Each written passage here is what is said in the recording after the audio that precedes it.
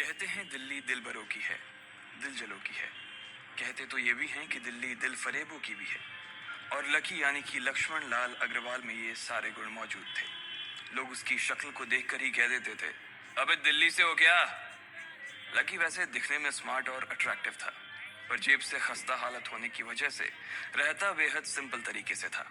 Shirt का रंग उड़ा हुआ और पैंट से पैबंद जुड़ा हुआ।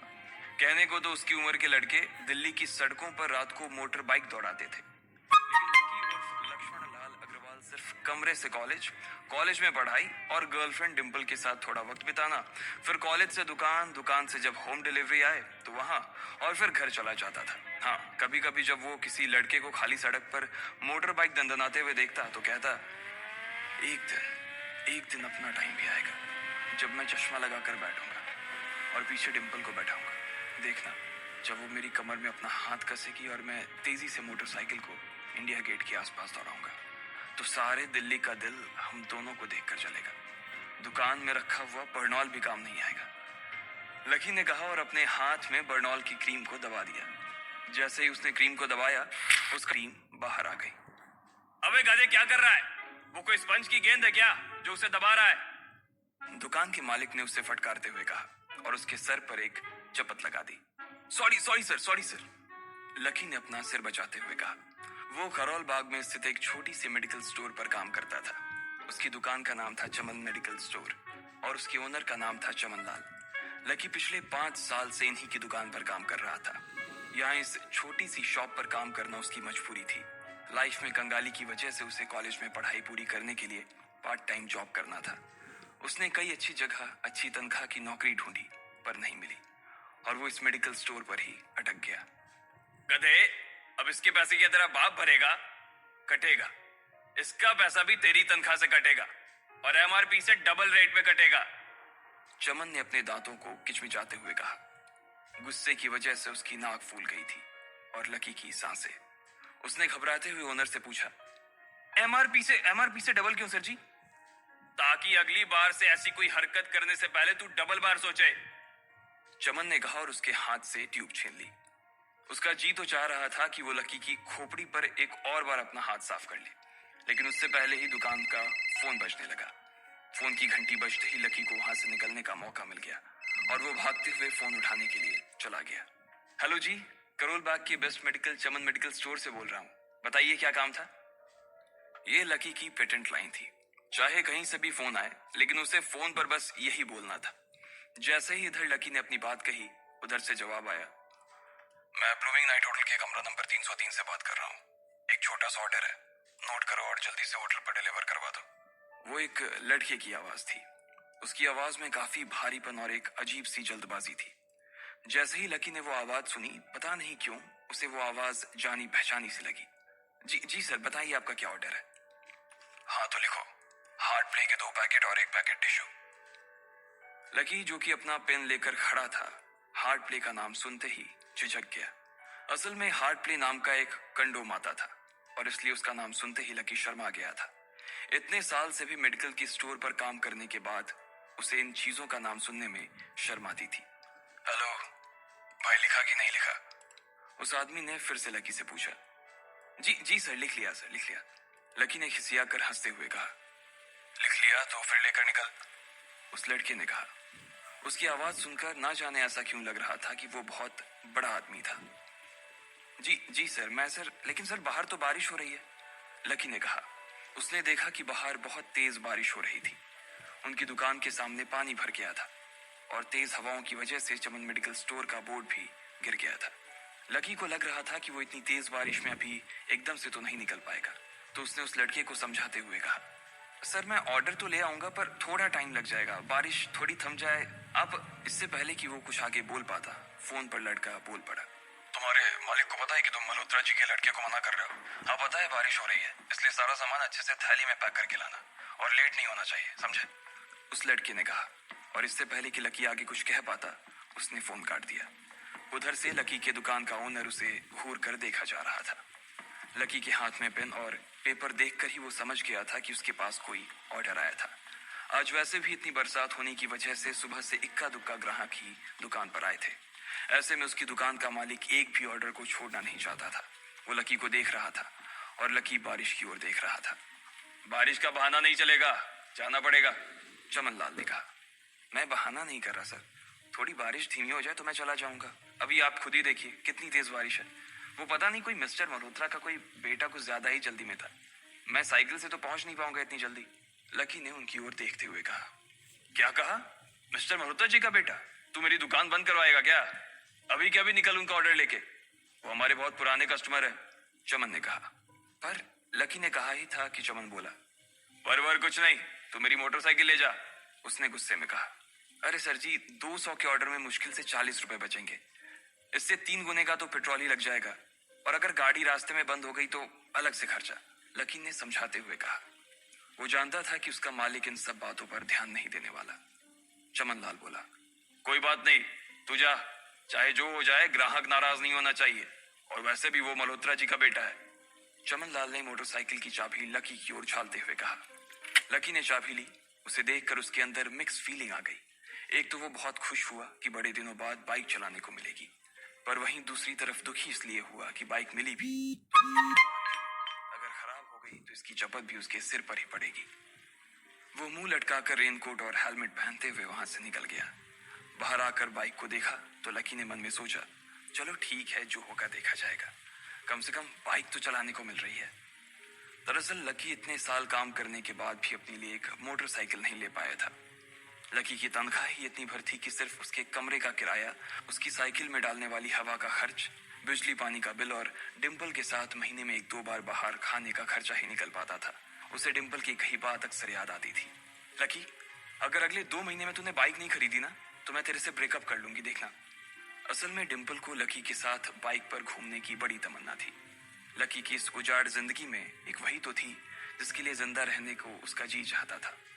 जब भी वो उससे बाइक की बात करती तो लकी डिम्पल की इस बात को हंसकर टाल देता था। वो अपने मन में इस बात को अच्छे से जानता था कि डिम्पल उससे बहुत प्यार करती थी और वो उससे कभी छोड़ कर नहीं जा सकती थी। वो दोनों एक दूसरे में ऐसे घुले मिले थे जैसे बादल बरसात में घुल जाती है। लकी को डिम्पल बहुत पसंद थी और वो उसके लिए दुनिया जहां की खुशियां खरीद कर ला देना चाहता था। वो चाहता था कि एक दिन वो डिम्पल को प्लेन में बैठाए, लेकिन उसके ये सब ख्वाब इस कम तनख्वाह की नौकरी की वजह से कभी पूरे नहीं होने वाले थे। पर आज उसके पास एक मौका था। वो डिम्पल को अपने साथ इस बारिश में राजपथ घुमाना चाहता था।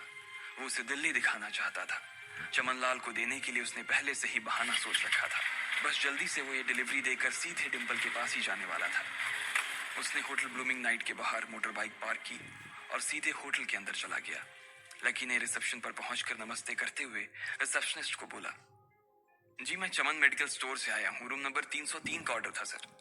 रिसेप्शन पर खड़ा आदमी उसके हाथ में काली थैली को देखकर समझ गया था कि उसमें क्या था, और वो मंद ही मंद मुस्कुराते हुए बोला, 3rd फ्लोर पर है, लिफ्ट से चले जाओ, रेनकोट यहीं उतार देना। जैसा उस आदमी ने कहा लकी ने ठीक वैसा ही किया और लिफ्ट में चढ़ने के कुछ ही देर बाद वो 3रे माले पर पहुंच गया था। वो रूम नंबर 303 के बाहर पहुंचा और उसने डोरबेल बजाई। जैसे ही दरवाजा खुला लकी ने थैली आगे बढ़ाते हुए कहा, नमस्ते, मैं चमन मेडिकल स्टोर से लकी, ये आपका। इससे पहले कि लकी आगे कुछ कह पाता उसकी आंखें फटी की फटी रह गई थी। उसने अपने सामने जो देखा उसके बाद उसे ऐसा लगा कि बंद छत के नीचे भी उसके ऊपर आसमान से आकर एक जोरदार बिजली गिर गई थी। उसके सामने एक लड़की खड़ी थी। वो लड़की और कोई नहीं बल्कि उसकी गर्लफ्रेंड डिम्पल ही थी। उसने एक पर्पल कलर का नाइट गाउन पहन रखा था। उसके काले घने बाल गीले थे और उसने उन्हें अपने कंधे पर फैला रखा था। उसकी खुशबू से ही ये चीज साफ पता चल रही थी कि वो अभी अभी नहा कर आई थी। डिम्पल, तुम यहाँ क्या कर रही हो? लकी को अपनी आंखों पर विश्वास ही नहीं हो रहा था। उसने 2 बार अपनी पलकें झपका कर देखा, लेकिन दोनों बार ही उसे अपने सामने डिम्पल ही नजर आई। तुम यहाँ क्या मेरा पीछा करते हुए आए हो लकी? डिम्पल ने उल्टा उसी के ऊपर पलटवार करते हुए कहा। लकी को देखकर उसके दिल की धड़कन भी तेज हो गई थी। उसे उम्मीद नहीं थी कि लकी यहाँ आ जाएगा। उसने ना तो सुबह से उसे फोन किया था और ना ही उसके मैसेज का कोई जवाब दिया था। वो अपने मन में सोचकर बैठी थी कि वो अगले दिन खुद ही उससे मिलकर बोल देगी। उसकी तबीयत खराब थी। डिम्पल बेबी, क्या हो गया? किससे बात कर रही हो? अचानक से एक गबरू जवान सा लड़का दरवाजे के पास आकर खड़ा हो गया था। उसने बनियान पहन रखी थी। लकी उसे पहचान गया था। साले राहुल के बच्चे, तेरी हिम्मत कैसे हुई मेरी डिम्पल को हाथ लगाने की? लकी ने जैसे ही राहुल को देखा उसके तन बदन में मानो आग सी लग गई थी। वो उसे इस वक्त इतना बुरा मारना चाहता था, इतना बुरा पीटना चाहता था, जिसकी कोई हद सीमा नहीं थी। लकी जिस कॉलेज में पढ़ता था, राहुल और डिम्पल भी उसी में पढ़ते थे, और वो कॉलेज राहुल के फादर का ही था। डिम्पल ने राहुल के पिता की एक कंपनी में जॉब पकड़ ली थी, और राहुल उस पर बहुत लाइन मारता था। लकी ने एक दो बार डिम्पल को उससे दूर रहने के लिए भी कहा, लेकिन डिम्पल ने उसे ये कहकर टाल दिया था कि वो सिर्फ अच्छे दोस्त थे। आज भी इससे पहले कि वो आगे बढ़ता, डिम्पल उन दोनों के बीच आ गई। रुक जाओ, डिम्पल ने गुस्से में कहा, और लकी के सीने पर हाथ रखकर उसे रोक दिया। लकी लंबी सांसें ले रहा था, और कुछ ही सांसों के बाद उसका गुस्सा शांत हो गया। अब डिम्पल के पास भी छुपाने के लिए कुछ नहीं था, इसलिए उसने लकी से कहा, लकी, आज से तुम्हारा और मेरा ब्रेकअप। ब्रेकअप? लकी के पैरों के नीचे से जमीन खिसक गई थी। उसकी आंखें नम हो गई। लकी को उसकी बातों पर विश्वास नहीं हो रहा था। उसने डिम्पल की ओर देखा और बोला, डिम्पल, हम पिछले 1 साल से एक दूसरे के साथ हैं, और तुम हो कि मुझसे ब्रेकअप करना चाहती हो? अरे मैं तो तुम्हारे लिए नई बाइक लेने वाला था। चल रहने दे, आज ही याद आई है तुझे बाइक की। अरे तेरे पास मुझे बाहर घुमाने के लिए, खिलाने पिलाने के लिए पैसे तो है नहीं। तू कहां से लेगा बाइक? और अगर ले भी लेगा तो उसमें पेट्रोल कहां से डलवाएगा? तेरी 8,000 रुपए महीने की नौकरी, उसमें होगा ये सब? लोग हंसते हैं मेरे ऊपर जब मैं सरोजनी में तेरे साथ घूमती हूँ। मैं ऐसी लाइफ नहीं जीना चाहती लकी। मैं तेरी तरह गरीब नहीं रहना चाहती। तूने मुझे फंसाया था, उल्लू बनाया था तूने मुझे, इसलिए मैंने राहुल से मैचअप कर लिया है। आज से यही मेरा बॉयफ्रेंड है, डिम्पल ने गुस्से में कहा। अच्छा, तो बेबी ये है तुम्हारा वो बेकार सा एक्स बॉयफ्रेंड? राहुल ने पूछा और डिम्पल के बगल में आकर खड़ा हो गया। फिर उसने लकी के हाथ से थैली उठाई और उसमें से हार्ड प्ले का पैकेट निकालकर उसे चिढ़ाने के लिए उसे हवा में लहराने लगा। बाप रे, इससे बदकिस्मत इंसान इस दुनिया में और कौन होगा? राहुल ने उसकी टांग खींचते हुए कहा। लकी के पास उसकी बात का कोई जवाब नहीं था। उसने गुस्से से डिम्पल की ओर देखा और अपनी हाथों की मुट्ठी भींच ली। फिर वो वहां से निकल गया। अबे पैसे तो ले जा, सब कुछ फ्री में देता जाएगा क्या? राहुल ने जोर से ठहाके लगाते हुए कहा, लेकिन लकी बिना उसकी बात सुनते ही निकल गया।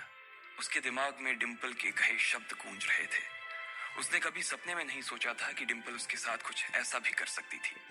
जिस इंसान के लिए वो इतना कुछ करना चाह रहा था, उसे उसकी कोई कदर ही नहीं थी।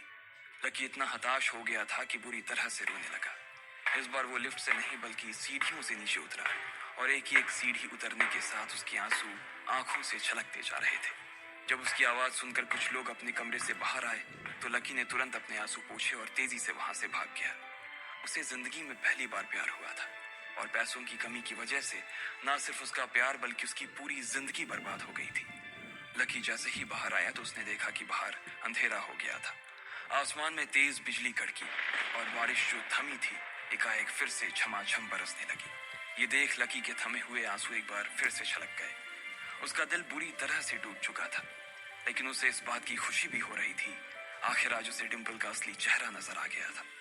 वो तो उसके साथ घर बसाने की सोच रहा था, लेकिन अच्छा हुआ कि उसने पहले ही उसका घर बर्बाद होने से बचा लिया। लकी को दुख तो बहुत हो रहा था, पर उसे ये भी लग रहा था कि उसे आगे चलकर यही दुख उसे खुशी देने वाला था। लेकिन एक चीज थी जो लकी को परेशान कर रही थी, वो थी उसकी माली हालत।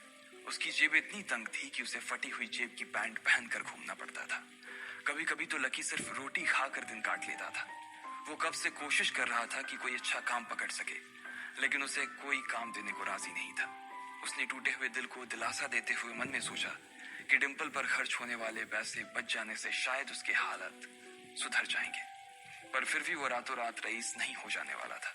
उसने ऊपर आसमान की ओर देखा और जोर से चिल्लाया, अगर इतना ही अनलकी बनाना था तो फिर नाम लकी क्यों रखा भगवान? वो जितनी जोर से चिल्ला सकता था उतनी जोर से चिल्लाया। उसकी आवाज से आसपास खड़े लोग एक बार तो डर गए थे। लकी ऊपर ही देख रहा था और उसके आंसू बारिश के पानी के साथ मिल गए थे। जैसे ही वो फूट कर रोने को था, तभी उसके फोन पर एक मैसेज आया। जैसे ही लकी ने अपना फोन निकालकर उस मैसेज को पढ़ना शुरू किया, उसकी तो आंखें ही चमक गई। अचानक उसके आंसू हंसी में बदल गए और वो जोर जोर से वहीं सड़क पर नाचने लगा। उस मैसेज में लिखा था, परिवार की रिसर्च और परिवार के निर्णय के हिसाब से अग्रवाल परिवार का वारिस लक्ष्मण लाल अग्रवाल उर्फ लकी ने गरीबी अभ्यास की परीक्षा को पास कर लिया है, और आज से ही वो उस जमीन और उस जायदाद का मालिक हो जाएगा जो परिवार ने उसके नाम कर रखी थी। ये एक ऐसा मैसेज था आखिर कौन था लकी? क्या थी उसकी असलियत? और वो कैसे रातों रात ही अनलकी से लकी हो गया था? आपको क्या लगता है, क्या होंगे इन सभी सवालों के जवाब? कमेंट बॉक्स में कमेंट करके जरूर बताएं। और सभी सवालों के जवाब को जानने के लिए सुनते रहिए इंस्टा मिलीनियर सिर्फ